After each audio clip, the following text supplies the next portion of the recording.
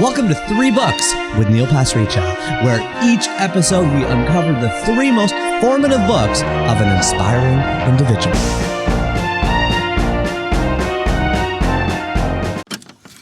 Well, what it shows you is in not that much time when you sort of think on a geological scale. I think in the book it's about 200 years and every city on Earth would be gone without a trace. That is exciting to me. That makes me feel like all the trees we're cutting down, all the animals we're making go extinct, all the waterways we're poisoning with industry and transportation will bounce back, you know? All these things that we've done to damage what was there before us are not irreversible, are not like this death of things. It's just sort of like a reorganizing of things, a reshuffling of certain things. A reorganizing of things, a reshuffling of things. Welcome to the 8th annual Best of chapter of 3 books. We have done this on the winter solstice every single year since 2018. And that was the kind and beautiful and lovely Nick Sweetman, one of Toronto's best known muralists. One of the best things we did this year on 3 books was partner with Nick to turn a 750 square foot piece of brutalist concrete into a living and breathing mural of 16 local and native species of birds here in downtown Toronto. Welcome, everybody. Welcome. I'm glad you're here. I don't know if you're out for a walk with your dog or just soaking in some cold, fresh air in the morning. Maybe you're down in a hotel gym, driving a truck on a long highway. Thank you for being here. Thank you for coming back and hanging out with me on the best of. A little way we can keep each other company over the winter break and in 2025, 2026, and beyond. So I think this is a moment for reflection, for honoring kind of things that have passed, things that we're thinking about. And I thought we'd open with that soundscape of Nick talking about the larger time scale, how everything will just be taken over. He was, of course, referring to the book, The World Without Us by Alan Wiseman. That was one of 3 books he added to the top 1,000, including Harold and the Purple Crown by Crockett Johnson and number 580. The Day of the Triffids by John Wyndham and number 579, and The World Without Us, as I mentioned, by Alan Wiseman at number 578. That was on the first full moon of the year in January, and in February, we sat down with the interesting, informative Lindyman, a guy by the name of Paul Scalis, who believes deeply in this concept, kind of like Nick's first book, of time, of the Lindy Effect, that the longer something has been popular, the longer something has lasted, the more likely it will be to last in the future. Let's jump into the conversation with Lindyman Paul Scalis now. Right. And I also think it's a health of society that it's a good barometer. Like, how would you tell if a society is like healthy or not? Well, check the suicide rates, because in my opinion, it's maybe not a wealth thing. You can kind of live well and happy without much wealth. But if people are, killing themselves or going to assisted suicide places, it could be a symptom for a society that's a little sick. You actually said that. You said books are dead, until we get to the other side of this. The other side. What's the other side? I don't know what the other side is, but I don't think this is sustainable. I don't think everybody on these few apps just spending all their day scrolling on infinite scroll. I think I don't think this is a good way to, structure society, and certain people owning the algorithm and can put that into your face. I think you can still read books. No, I do, but I think it's going to take another shift to get us back to more literacy. I think we're going through another time right now, but I think books and literacy are going to come back in another form. So you think we're going through a moment of illiteracy? Yeah, I think we're going through real transformation in how, we consume and live. And I think in a way, we're going to get off of these like somehow we're going to get off of these and we're going to go back to kind of like where we were 100 years ago, but with technology. I don't know what it's going to look like, but yeah. Thank you so much to the interesting and informative and always engaging Lindyman. By the way, I really do recommend his newsletter, which you can check out online. Paul Scalise, Lindyman, gave us 3 more books for our top 1,000, including number 577, The Moral Sayings of Publius Syrus, Syrus, a book of aphorisms translated by Darius Lyman. Okay. Which, by the way, I love book of aphorisms. Don't you love books of aphorisms? I'm working on one right now. I kind of put out like a list of birthday aphorisms every year on my birthday. When I was growing up, one of my favorite books was Life's Little Instruction Book.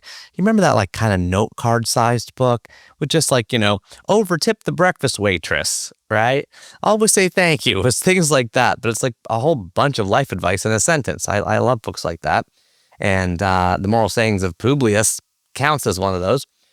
Number 576, Anti-Fragile by Nassim Nicholas Taleb.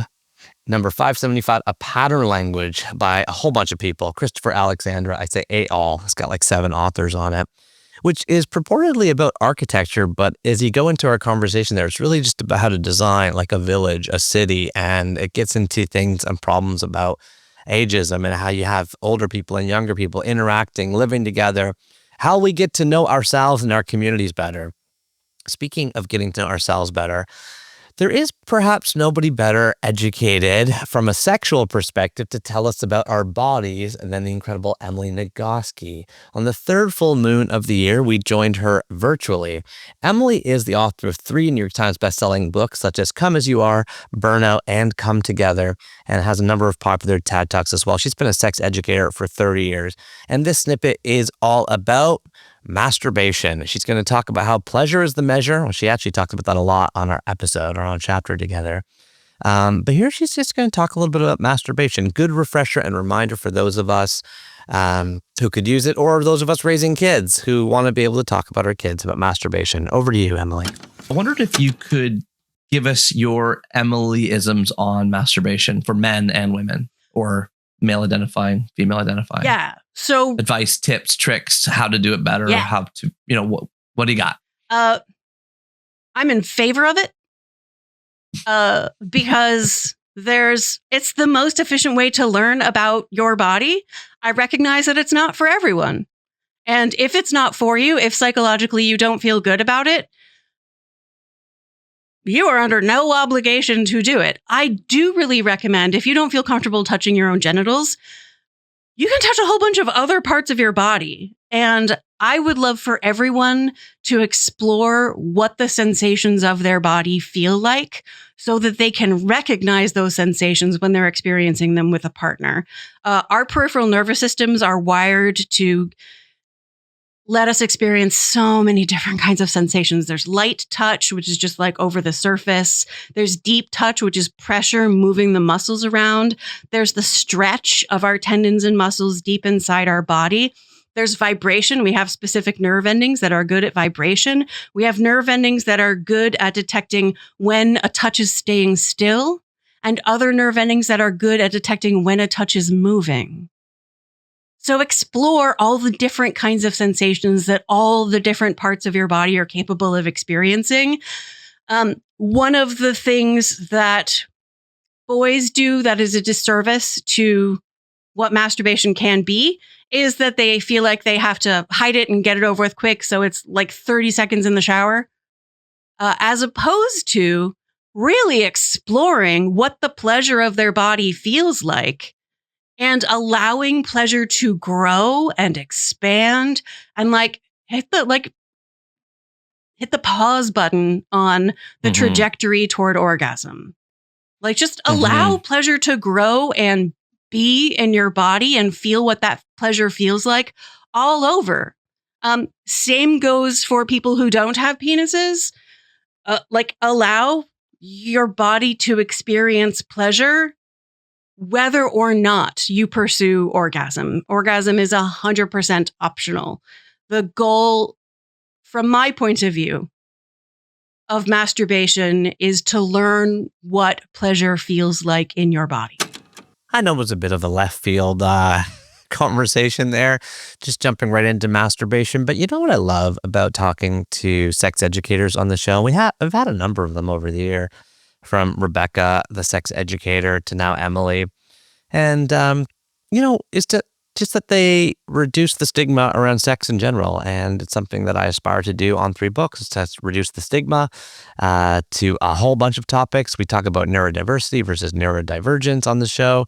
Emily has been really open about her kind of recent adult diagnosis of a form of autism. And so we talk about that. We talk about ADHD. We talk about old OkCupid. We talk about a lot with Emily Nagoski. It was one of the most popular chapters of the year for good reason. And now we're going to jump over, notice how we were outside with Nick Sweetman, we're kind of at the bird wall. Then we were inside a little bit. Now we're going to go back outside. Oh, actually, before we do, sorry, I got to tell you Emily's 3 most formative books. They are What to Do When Your Mom or Dad Says Clean Your Room by Joy Barry, The Height Report by Cher Hite, Hite. Interesting, fascinating book. And Last Chance to See by Douglas Adams. If you only know Douglas Adams through Hitchhiker's Guide to the Galaxy, Last Chance to See is like this nonfiction book he wrote about all these animals right on the precipice of extinction, where he gets like a magazine assignment to fly around the world and like report on all of them, which he does through his like Douglas Adams lens. It's a really interesting, like long out of print book, but just a really nice gem that Emily unearthed for me. And now we are going to go back outside.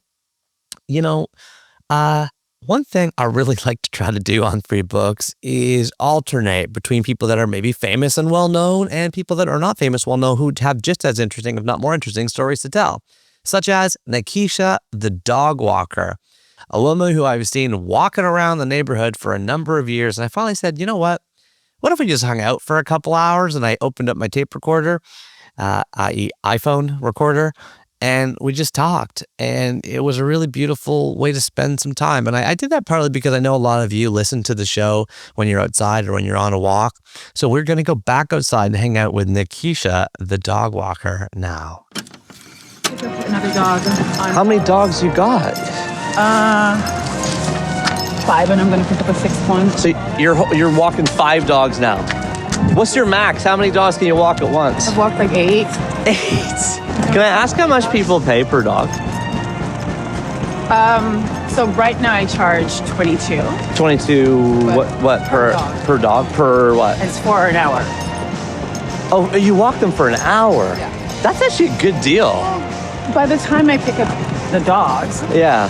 it's about an hour. And you have to drop, it might even be longer. You have to be very thoughtful about your route. I noticed you dip and dive through all these different alleys. Well, usually I only came this way because I'm walking with you, but I usually go that way. Oh, okay. You like hanging out with me. Well, no, that's not it. I'm being polite. I'm having a conversation with you, so... Okay, let's be one thing clear. You don't let you like me. You're a lovely person. Oh, thank you. Okay, thank you. Thank you, Nickisha, the dog walker. And is it Nickisha? And for November, yes. Okay, and you prefer Nick or Nickisha? And Either or worse. Either or worse? No, either or worse. Oh, okay. Nick or Okay. Nickisha. I don't know. I just never really... When you grew up, did people call you Nickisha or Nick? Yeah, they call me Nickisha. So Nickisha. Yes. And what's your? Do you go by any other names, or is that your full name? Whatever you want to share. You don't. I have a last name, but Yeah. Nickisha is my full Okay, person. so Nickisha the dog walker, we're okay with that? Yeah. And could you describe what you're wearing and how you look, however you would like to? You can use pronouns, you can use clothing, but just it's a podcast, so people can't see you. I am wearing some bright blue leggings.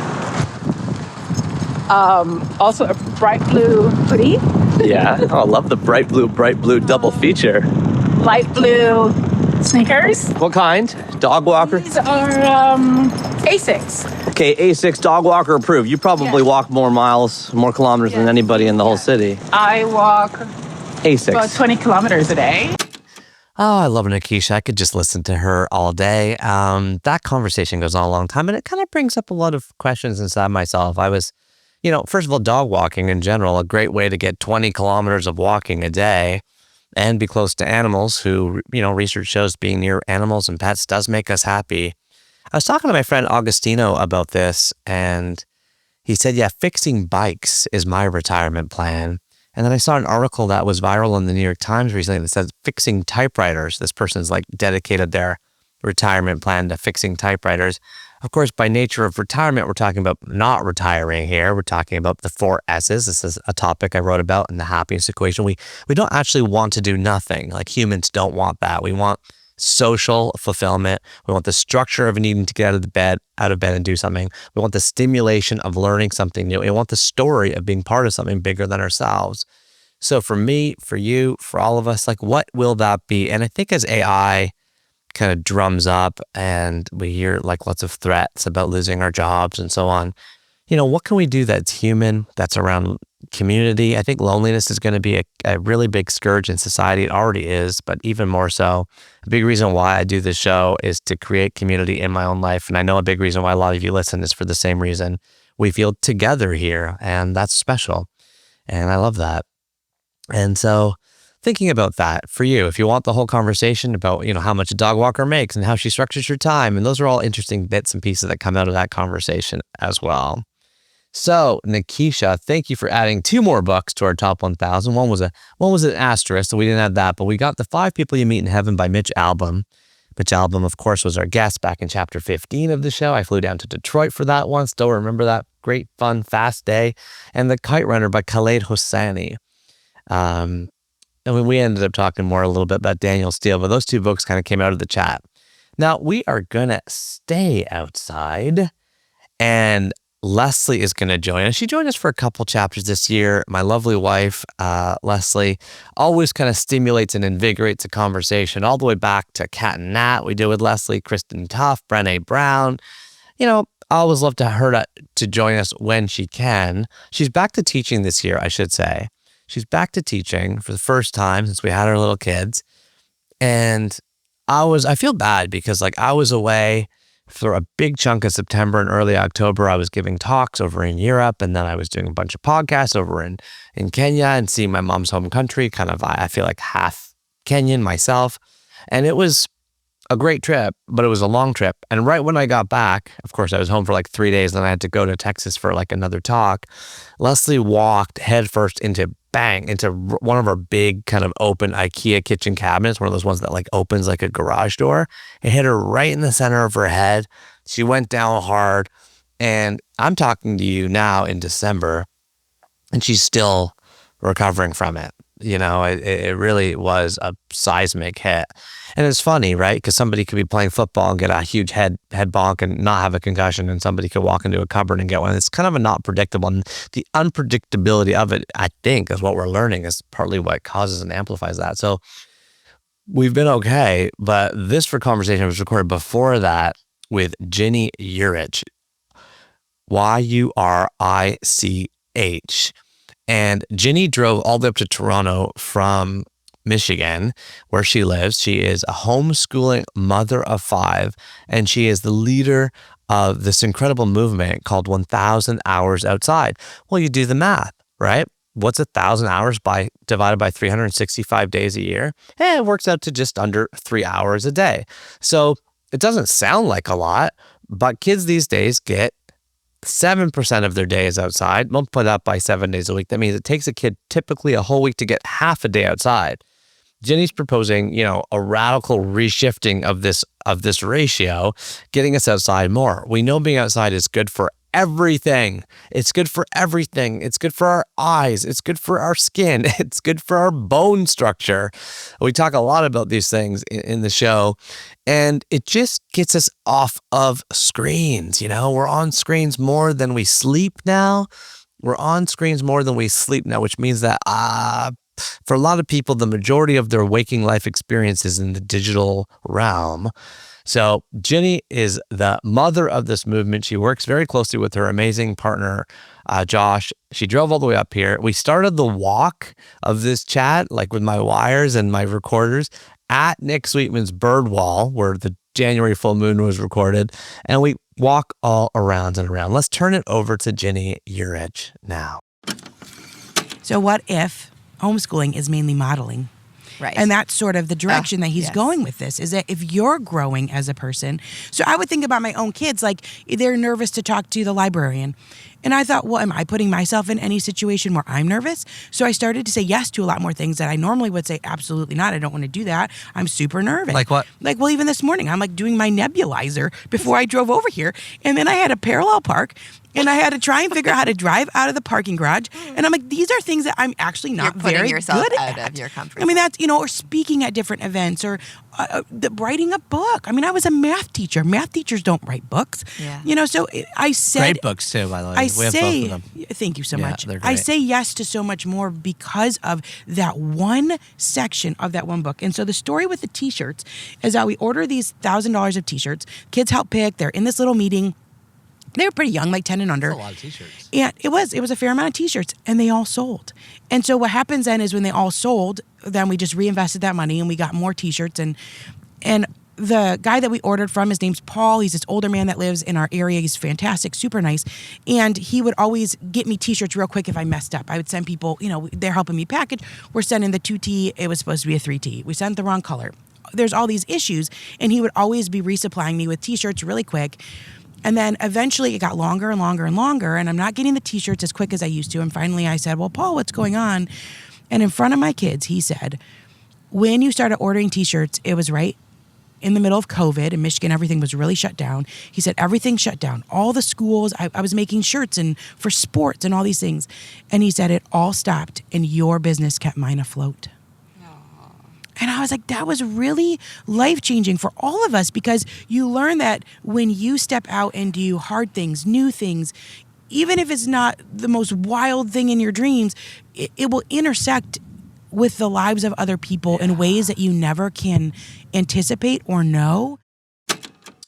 Oh, I love that story. Ginny, Yurich, talking about how, you don't really know how your life is going to intersect with others, and how that thought can be a little bit of a North Star for all of us, especially in times when moments and times get dark. This is my 8th best of. That means since 2018, 19, 20, 21, 22, 23, 24. I mean, it's 8 years recording this show. And this is one of the top 0.5% of podcasts in the world, because there's some rankers and people always pitching me stuff that sort of cite this ranking algorithm. But on the other hand, there's 5 million podcasts in the world. There's 5 million podcasts in the world. So that means there's 25,000 podcasts of this size or above, if you do the math on that. And I'll tell you, sometimes the path is really well lit. You get feedback, you kind of hear that you're doing well, you kind of sense it in yourself. Like I got to do this, I got to talk with this person. And sometimes the path gets dark. It does get dark sometimes, where you're like, pitching people that are saying no, you're trying to do some research and you can't find the books, and you have to travel, and it's interrupting your family, and you're working on edits until late on a Friday night, and it just does get dark sometimes. And then you get a story or a message like the way she did from the t-shirt guy, and it illuminates the path again, and it reminds you that you don't know how your life intersects with others. I don't know how my life intersects with yours, so why don't you let me know anytime you feel like it. Give me a call, 1-833-READ-A-LOT. That is the phone number of the podcast, 1-833-READALOT. When you look at a phone, READALO will be obvious. The T, I just put that supplementary on the end so that it made a phrase, read a lot. It's kind of cool to kind of grab that number. And you can call that from anywhere in the world. It was really wonderful talking to Ginny. Ginny gave us 3 more books to add to our top 1,000, including number 569, Learning All the Time by John Holt, 568, Dumbing Us Down by John Taylor Gatto, and 567, Balanced and Barefoot by Angela Hanscom. I don't homeschool my kids, but I really admire the homeschooling movement, and these books are really informative. I read all 3 of them. I thought they were great.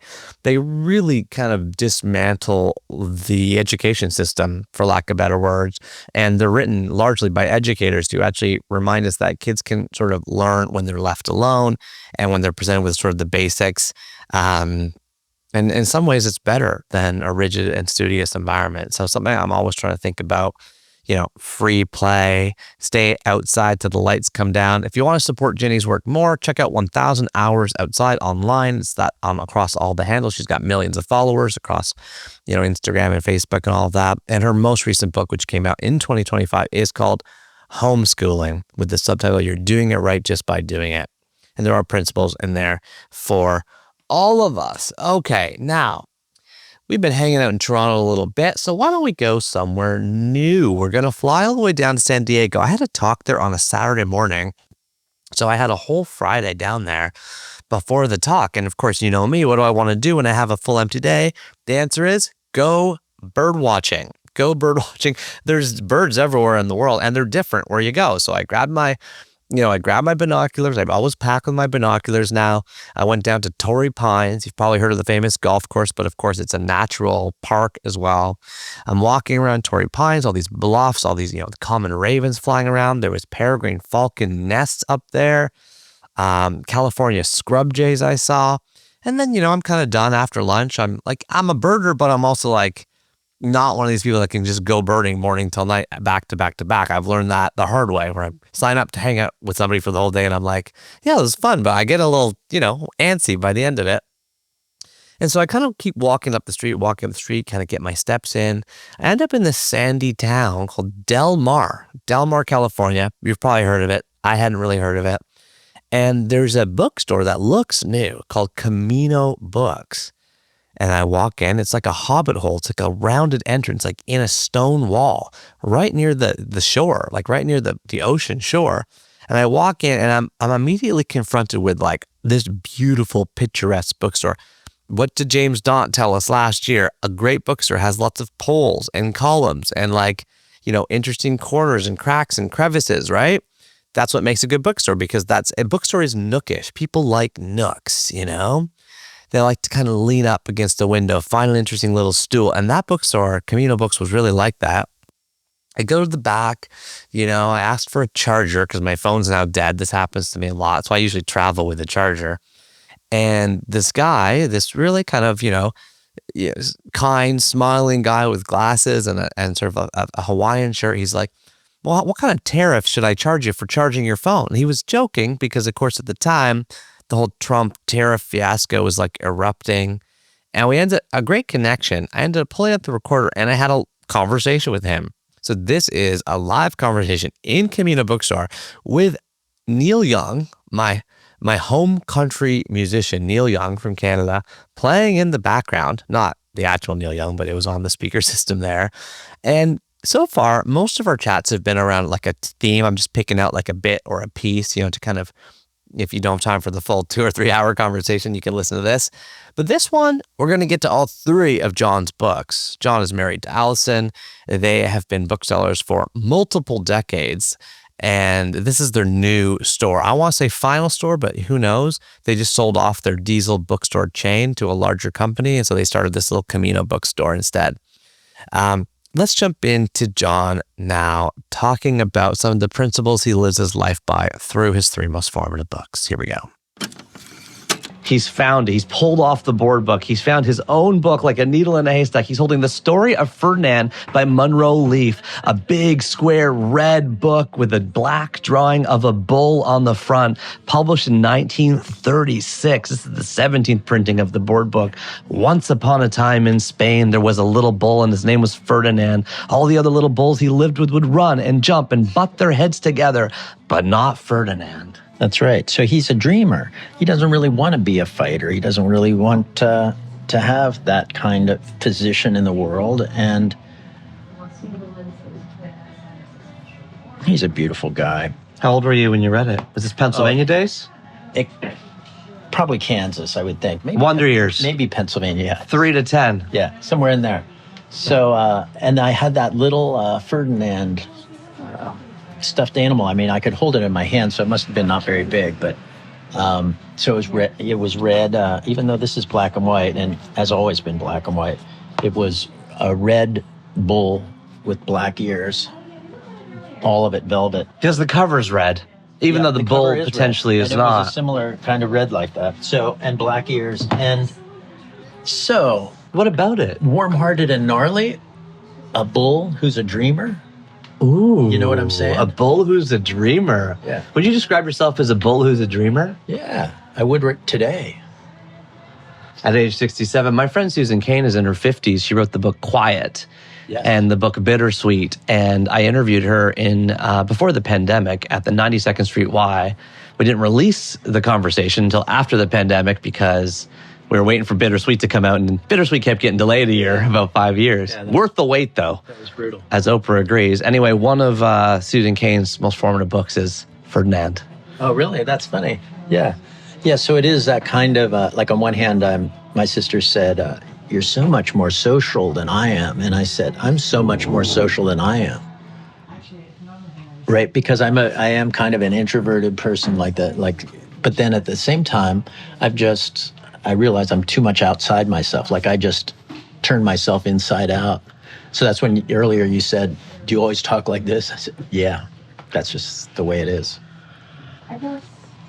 Say that sentence again. I'm so much more social than I am. I'm so much more social than I am. Because Susan really that much. Yeah. So Susan wrote the book about introverts, Quiet. Yeah. This is her first recalled most formative book. Yeah. Wow. So we've got that in common. Do you want to know her second? Yeah. I wonder if it's the same as yours. Is yours Colette? No.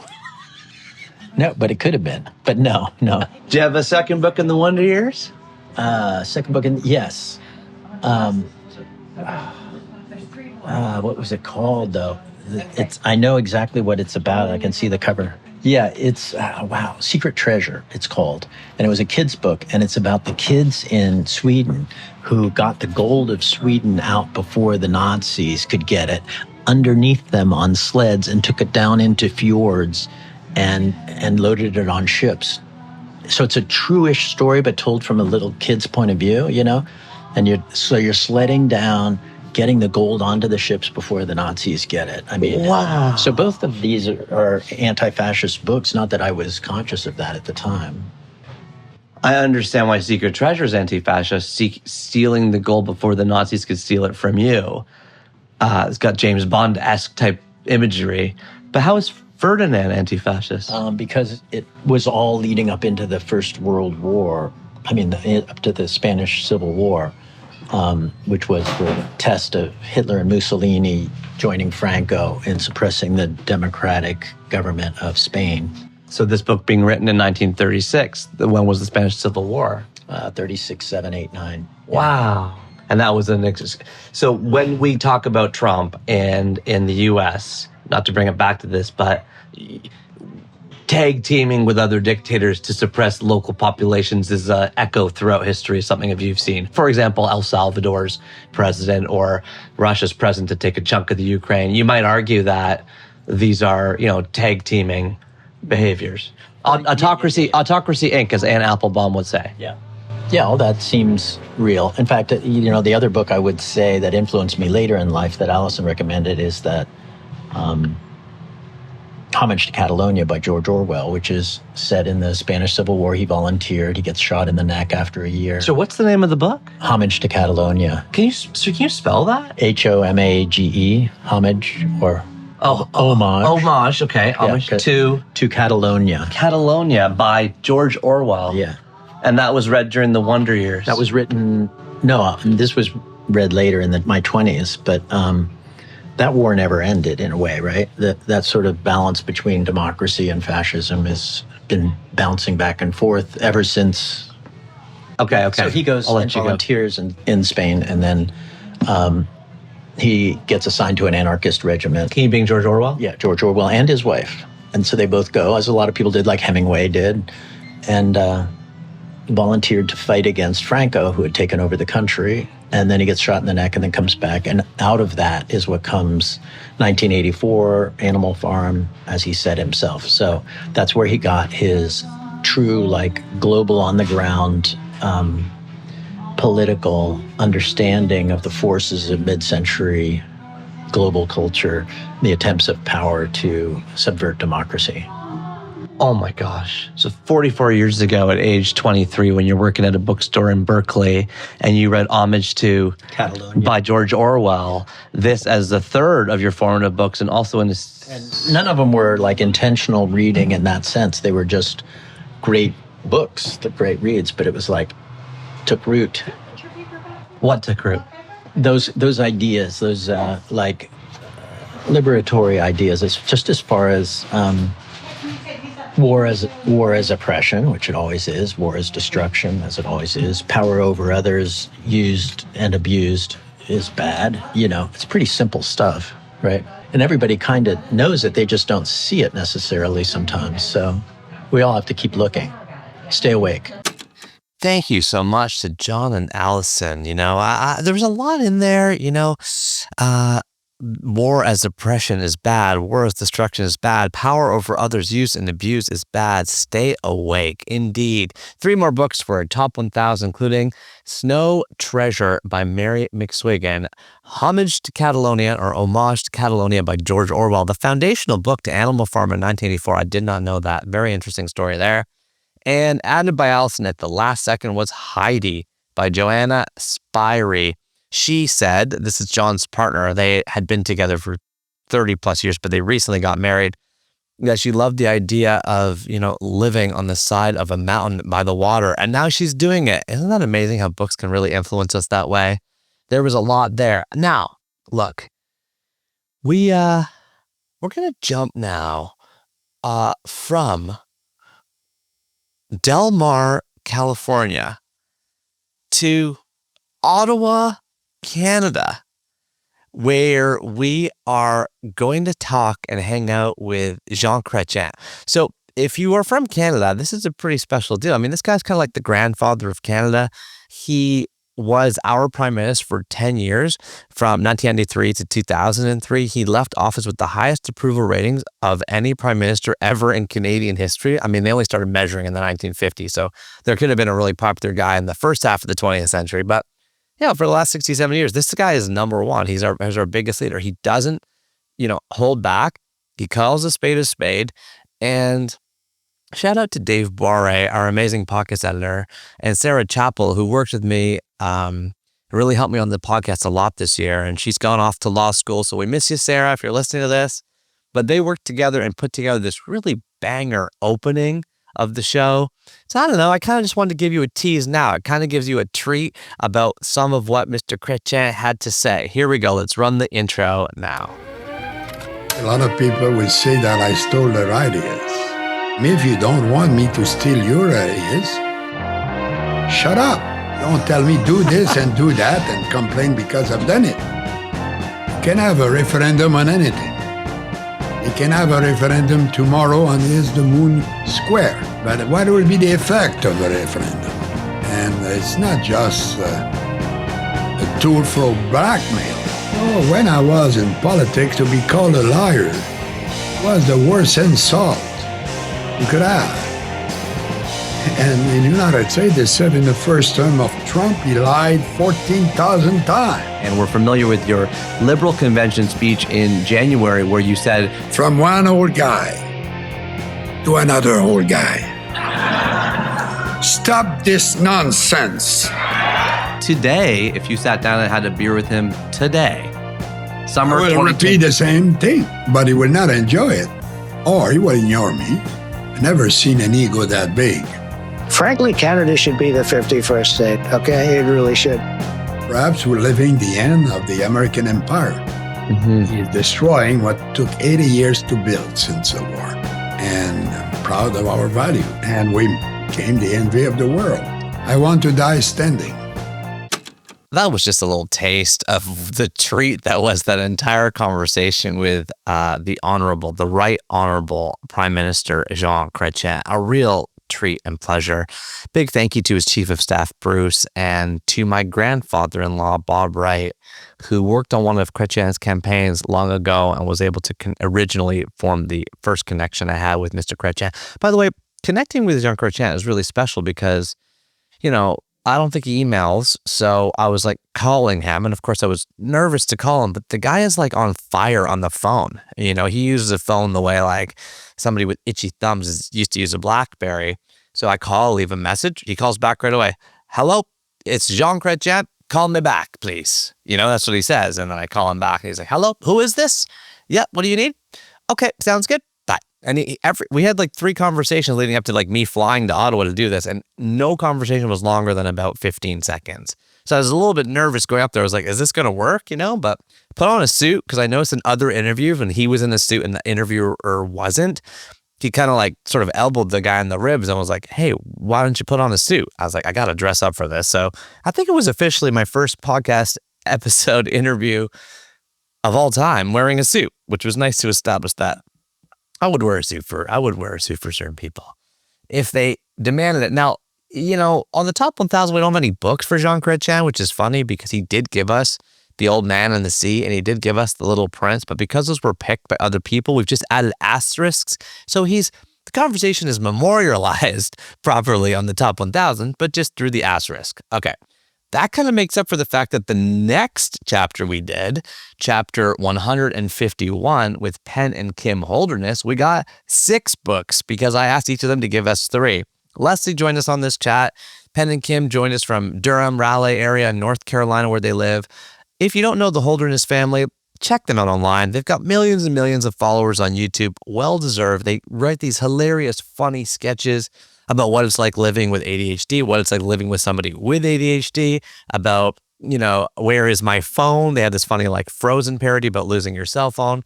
My first sort of introduction to them was not in their famous Christmas Jammies video, which got parodied by SNL 10 plus years ago. But actually at the beginning of the pandemic, when they had this really funny viral video about the Hamilton mask up parody. It's like, I'm not giving away my mask. I am not giving away my mask. But of course, Penn's a great singer. And so Penn and Kim joined us. It was a great conversation. Let's jump into a snip of that now. And so my question for both of you is, how do you balance your relationships with your in-laws? Ooh. Well, not to be a huge downer.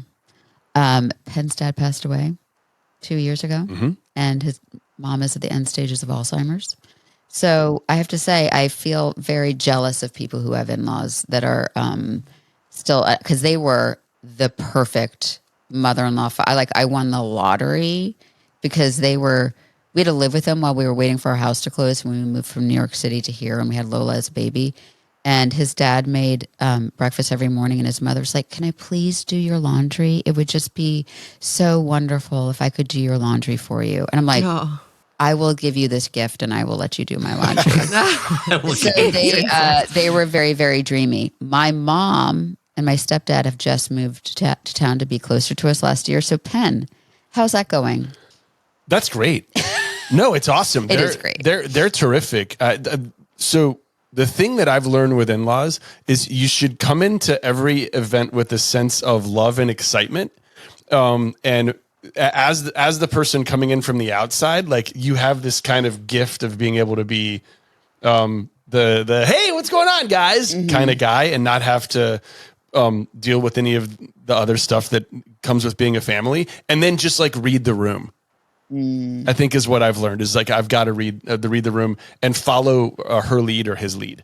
Yeah, I think that Penn is kind of like the dancing monkey. You can just kind of wind him up. And he is so good in a room. He makes everybody laugh. So to that end, I think that there are people in my family that enjoy being around him more than me. So he actually is great. It's wonderful. Well, thank you. But I also know, to me, and there should probably be a book on this somewhere. And I don't know if I'm the one to write it, but you as someone coming into a family, you don't get some of the inside jokes, and you may not have the same relationships with these people, but you also are this wonderful clean slate that you can bring into a situation. And I think if you tap into that, you can learn so much about everybody else there. And I think that there's some real positives to being an in-law. Yeah. And I think we've also learned he, I can talk crap about my family, but he can't talk crap about my family. Yeah. Ooh, so we learned that early on. Yeah, she can be like, oh my God, blankety blank and blankety blank. And I'm like, oh yeah, I can't even say, oh yeah, I totally noticed that. Okay, that might have been a bit of a random clip, but I picked it out because I've often thought about my relationship with my in-laws. I had 2 goes at it, right? Because I was married when I was 26, and Clint and Kathy became my in-laws, and I really loved them. And they were kind and earnest, and they had their little dog, Toby, and they'd, we'd go for walks, and I'd bake with my wife's mother, and we'd go there for the holidays. And I just love the feeling of becoming someone's son-in-law and of them becoming my parents-in-law. And then, of course, when we got divorced a few years later, it was one of the saddest. There's a lot of emotions, and you can't evaluate somebody else's divorce from a distance. They're so complex. the complexity, I don't wish it upon anybody. The complexity and sadness and overwhelm of the amount of emotions is just a lot. But I remember, looking back at it now, like one of the strongest emotions I felt was just like, oh my gosh, like these people who are my mother-in-law, my father-in-law are just normal people now. Like I have no connection to them at all. Like it's not like they're former mother and father-in-law. You just sort of lose that tether. And of course, relationships are dynamic and you can carry them forward. But in this case, my heart was very broken after losing my marriage and losing my wife. And, it wasn't my choice really, to lose the marriage. And I was too heartbroken to really continue a relationship with her parents or her sister, who I also loved, and her brother-in-law, which is my brother-in-law, who I also loved. And now that I've entered into a relationship with Leslie and we've been married a long time now, we have these 4 beautiful boys now, and I got to know her parents. Her parents, sadly, they split up. And so I'm managing a mother-in-law and father-in-law relationship that was together when I started with Leslie and now is no longer together.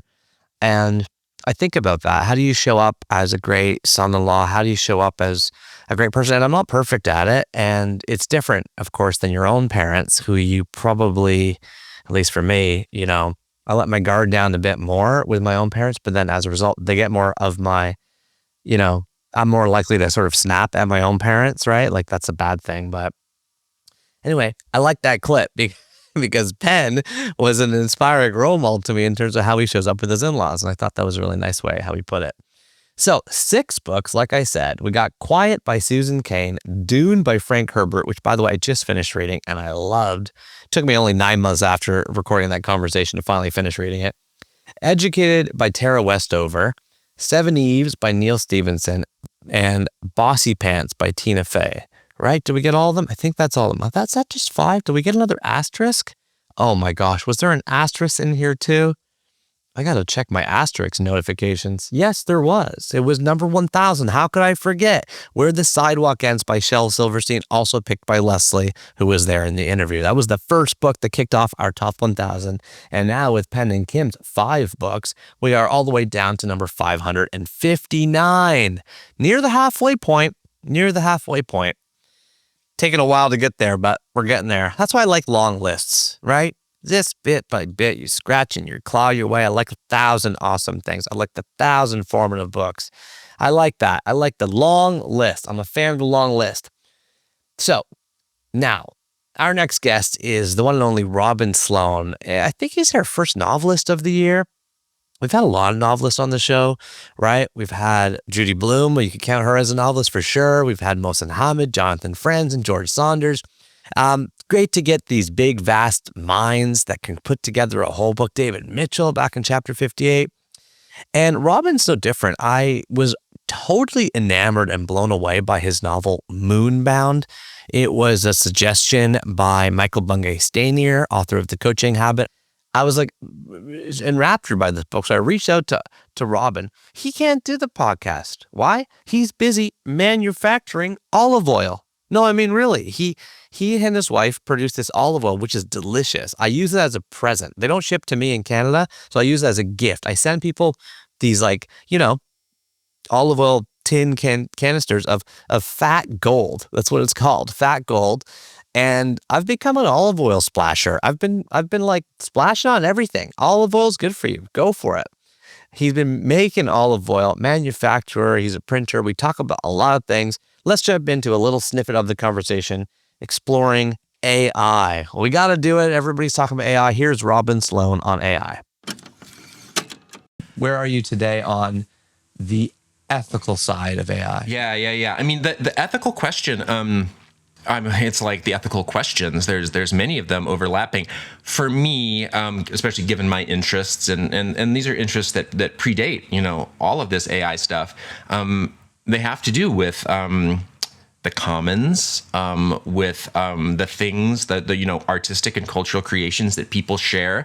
And I think you're right to connect myths to that, because like, what is a book of like D'Aulaire's Book of Greek Myths if not this this genius couple who went digging in the shared toy box of humanity, picked up some of the classics and said, "Oh, we want to play with these toys." And then they did, and they retold those stories. But of course, every retelling brings something new. So in a way, they're carrying them forward to like new generations, literally, to me. Now I've become someone who also is in different ways and in different, different pieces of work, a myth reteller, and I'm playing with toys myself. So deep interest, and I think that connects very, very directly to one of the huge questions, and really the central question of my essay, and that, the big, is it okay? Is this even like permissible? Is this something we can contemplate? And it has to do with the fact that every one of these large language models, regardless of the particular technology behind them, the kind of the math and the code underpinning them, regardless of the status of the organization that has put them together, regardless of the cost, at which they're offered to the world, they share one thing in common, which is that they are trained, grown. I really think that like the analogy of growth, almost organic growth, like a rose bush growing on a trellis is really not only kind of artful and appealing, but actually very technically accurate. When they do that growing, the sunlight they're responding to, the force that's guiding that shape, is that commons. It's this incredible shared body of work. Of course, it's not only the Greek myths and not only, books and stories and poems. It's like weird web pages about like, agricultural equipment and, stock markets, and people's posts about, how they fixed their power outlets in their house and everything else. I mean, it's actually basically unfathomable amount of text and writing and human expression. But the point is, it is human expression. It's this huge shared cultural You call commons. it everything in the Call it essay. everything, yeah. I mean, and it's not. That's it's like everything asterisk, because of course there's actually a lot and a lot of really important stuff that's not online and never has been. By the way, the AI companies are like working really hard to get their hands on it now and to digitize it, because that's like, it's almost their fossil fuel. And I think that's another analogy that's both kind of appealing and also technically correct. There's this resource that was built up over time, and the only way to kind of amass it was with the passing of time, and now they're tapping into the energy, the latent energy sort of stored in there. So anyways, that's just all to say. That's a big wind up to say, I think anybody, particularly folks who feel kind of invested in the idea of like the public domain, a cultural commons, the shared, sort of written inheritance of humanity, ought to kind of consider how these things are being used and say like, I mean, do we agree as people invested in the commons that that's like an okay use of this material to kind of fold it into these machines, which then are able to do really impressive and valuable tasks, and then charge people for those tasks. I think reasonable people can answer yes, it's totally fine. I'm kind of on like, as you quoted from the essay, I'm kind of on like, it depends. It depends what the output is. It might be okay in other cases. In other cases, I think it's quite offensive, actually. Thank you so much to the wise and giant-minded Robin Sloan for giving us 3 more books for our top 1,000, including the Book of Greek Myths by Ingrid and Edgar Parent-Dollaire. Dollaire's Book of Greek Myths, which we talk about. Number 558, number 557, Player of Games by Ian Banks, and number 556, The Dark is Rising by Susan Cooper. Robin joined us virtually, as did Carl Honoré. So Carl Honoré also wrote one of my favorite books. Actually, I want to say of this year, of really the past decade. I bumped into the book In Praise of Slowness kind of right when I needed it. I was actually combing the bookshelves of my in-laws. We were just talking about my in-laws' basement, and there was this old book from like 20 years ago, like In Praise of Slowness. But the book reads as a really prescient, if that's the right word, current take on how we need to slow down. some of the most fascinating chapters are the history of our relationship with time and how people used to like break clocks in the town squares because they didn't want to be ruled by like the fiendish clock over our lives. And now we've gotten to the point where we open our eyes, and right when we open our eyes, we're looking at the time. Right before we close our eyes, we're looking at the time. Like, we are ruled by the clock. And not just ruled by the clock, we're ruled by speed, of course. How do we slow down? We talk about that a lot with Carl Honoré. And I'm going to actually play you a clip about something that was really inspiring to me, because here I am, reading to my kids at night, and it's harder and harder with my older kids, right? My oldest son, I finished reading The Lord of the Rings. I'm proud to tell you that I finished reading that to him. He's 11. I think I started it though when he was about 9 or 10. Like, it took me over a year. And some nights we just read like one page. It was like, am I ever going to finish this? It's a hard book to read aloud, and it took a long time. So in my head, I was like, oh, I'm kind of fading out of like reading to my kids, and that makes sense. They're getting older. But then in jumps Carl, and here's the clip I wanted to play for you now. I mean, reading was a central part of parenting, family life for us. And it started off not quite right, because, of course, the whole spark for my moving into thinking about slowing down was when I caught myself speed reading Snow White to my son, right? That was when my version was so fast, it only had 3 dwarves. It was not a good look. And I realized then, when I caught myself flirting with buying a book called The 1 Minute Bedtime Story, so Snow White in 60 Seconds, I thought, this is insane, right? I'm racing through my life instead of living it. I've forgotten the lessons of my own childhood, right? Because I think we all have that, or those of us who are lucky enough to have had books read to us as kids, have that folk memory of that sacred, magical moment when a parent sits down with a kid and the world around you just vanishes, and you're in that bubble together, and you're telling stories. You're doing the most eternal, simple human thing together. You are telling a story, and you're sharing words, and you're cuddling, and you're reacting together. You're happy, you're sad, all that stuff, right? This is so much of child development runs through stories and reading, I think. And that's something we're kind of sacrificing on the altar of the iPad and AI now. But it was something that once I slowed myself down, stopped speed reading Snow White, reading was a huge part of our family life. And so all 4 of us, I've got 2 kids now, both in their 20s, both very, very avid readers of books. We're always sharing in our family group chat book recommendations. We share books. We give books back and forth, books for Christmas. And I've read books out aloud I read, when my daughter was, 21, I read Animal Farm by Orwell out loud, and Of Mice and Men by Steinbeck out loud. And of course, my daughter could read it herself, but that wasn't the point. The point was being together, the human voice, sharing the story in a different way. It's just a kind of magic. We've occasionally, read bits of plays together, not so much that, but more reading stories. I think that's something that I think pretty much across the board, if you look at people who consider themselves to be experts in what could work well for kids and parenting, reading is usually on the top 5 list of things to do, right? Get children reading on their own and reading with them. Start reading with them, and then make sure you cultivate the habit. Thank you so much to Mr. Carl Honoré for giving us a couple more books for our top 1,000, including The Quiet American by Graham Greene, Inherit the Wind by Jerome Lawrence and Robert Lee, which, by the way, was an asterisk because, of course, Wagner Moura also picked that. By the way, if you haven't seen Wagner Moura's new movie, go see it. It's called The Secret Agent. And he's really stunning in this flick. It takes place under the sort of increasingly totalitarian regime of Brazil in, I think, the 70s. And Leslie and I caught that at TIFF this year, Toronto International Film Festival. It's a great movie, The Secret Agent. I hope he gets nominated for Best Actor for that. He definitely deserves it. And lastly, Slowness by Milan Kundera, Kundera. I probably mispronounced Milan's name, which was a really head-trippy kind of novel, by the way. If you want a book on slowness, I don't recommend Milan Kundera's book. I recommend Carl's book, In Praise of Slowness.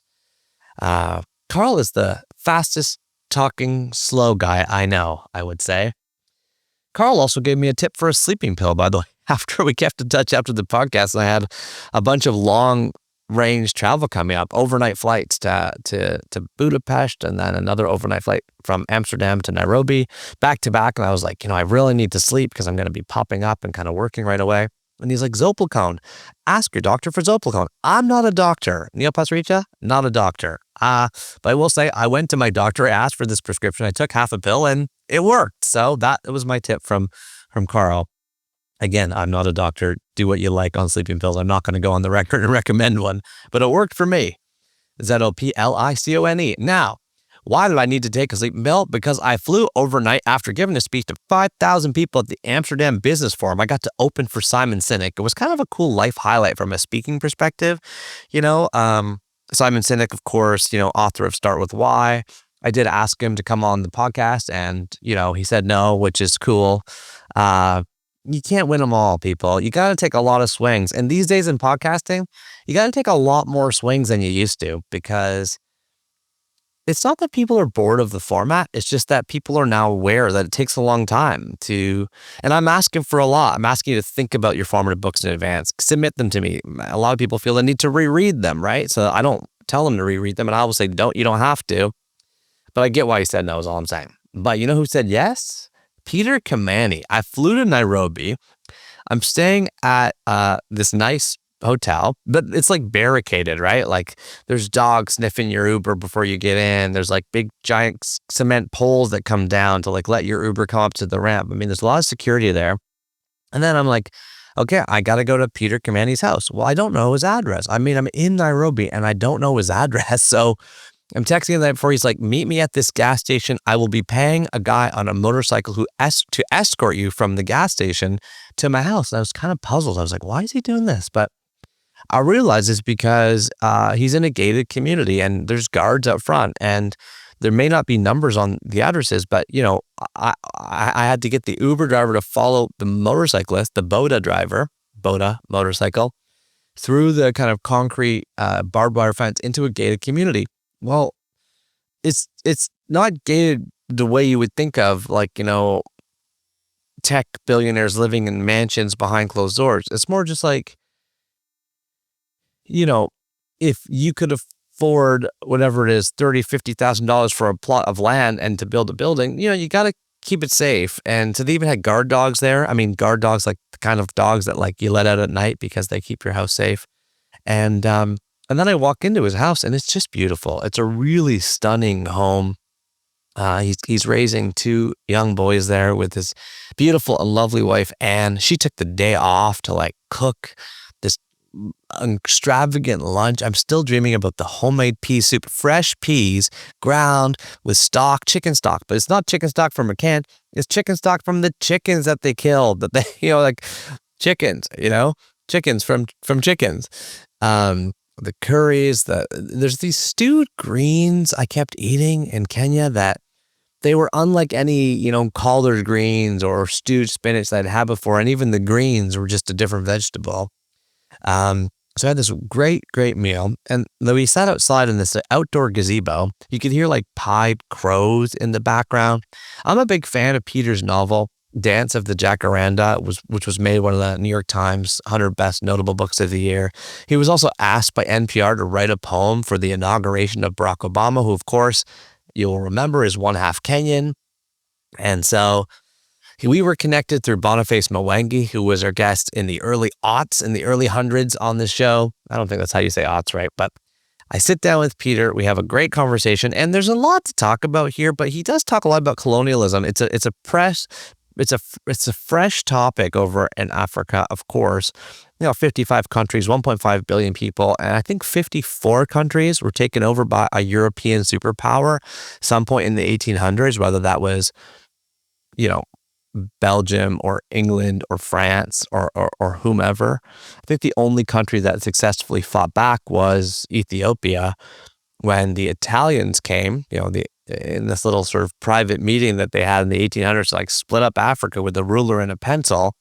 Italy got Ethiopia, and the Ethiopians surrounded them and killed them all and fought off the colonialist oppressors. It's like this really famous battle that people still talk about. Imagine talking about a battle like 150, 175 years ago.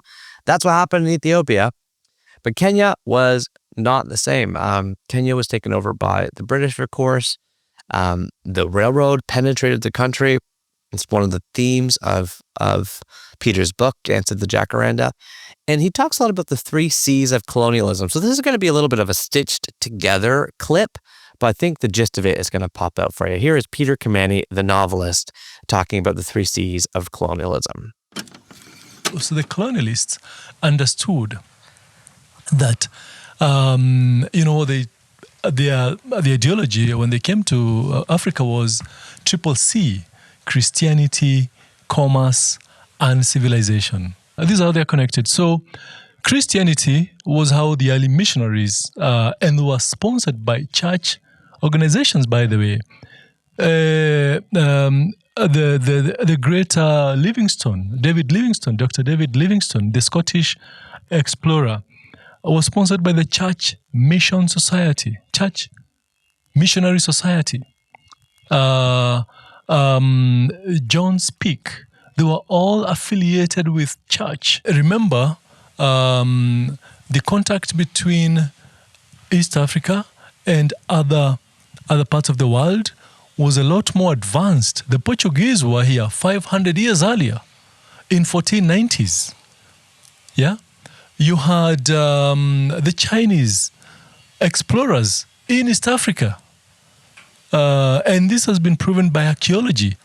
So you've got the Arab, you've got Indian sailors. So East Africa had contact with the rest of the world for such a long time, until late 1890s, when the Brits start making inroads into the interior, because you didn't have any way of accessing the interior other than walking or riding a horse or a donkey. So it's only when they started now making inroads into the interior that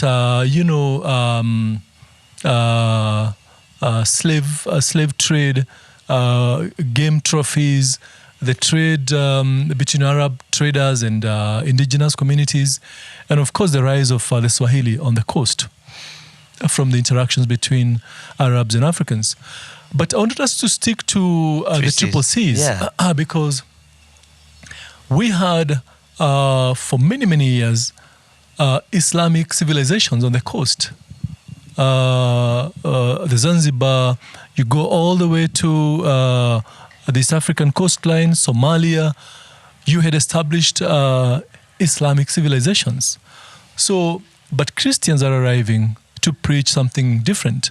So when they start making their inroads into the interior, this was also connected with connecting the dots and, having this PowerPoint presentation. This is how we're going to market our product, is that it is preaching about values of Christ and values of another faith as a counterpoint to Islam, because the Arab traders were also Muslims who are trading with, human cargo.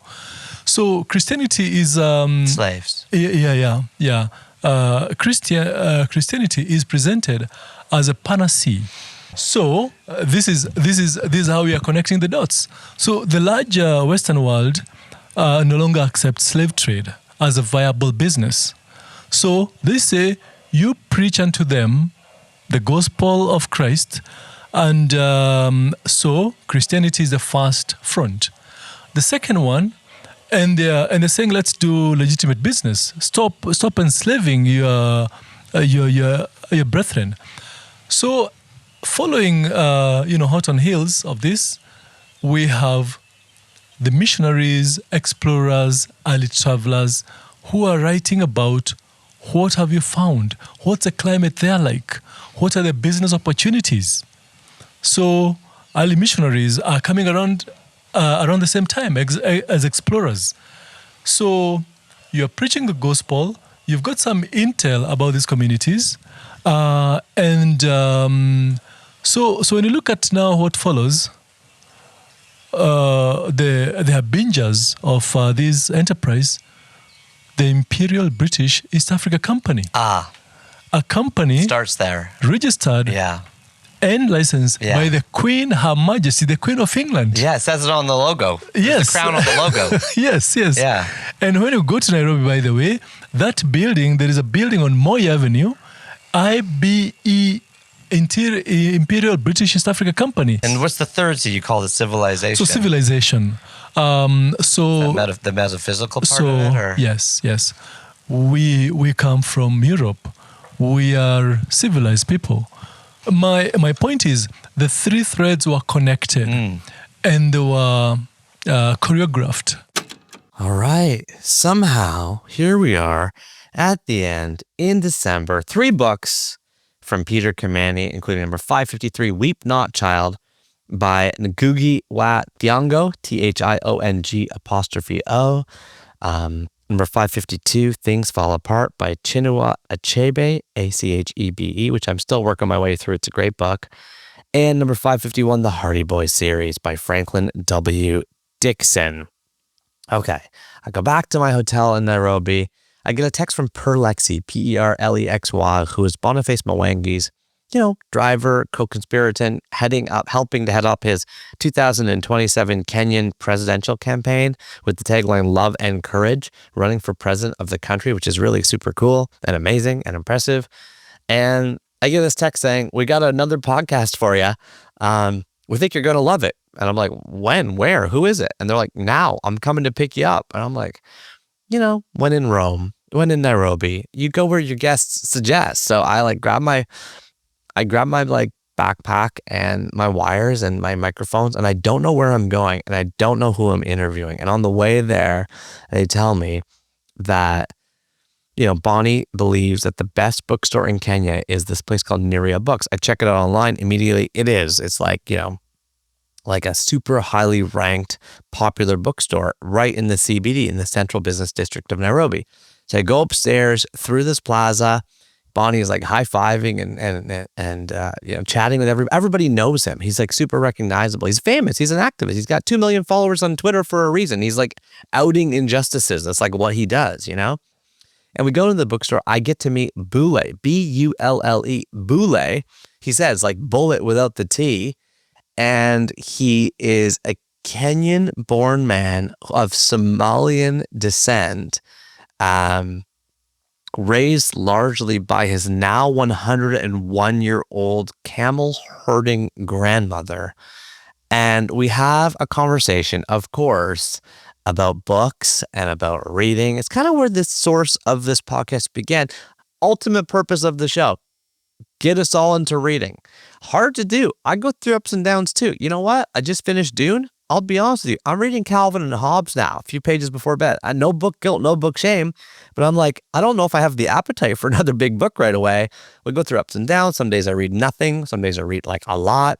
And this show is meant to provoke and push you a little bit further into the power of reading. Let's jump into the conversation with Bulle the bookseller now. Any wisdom from her that you remember or can share? What I've learned from her a lot is, and she used to tell us when we were young, is silence is golden. So she used to tell us to open our ears, our eyes, and try to remain silent. So she used to have, and remember, she never went to school as well. Even my grandmother, Roddy.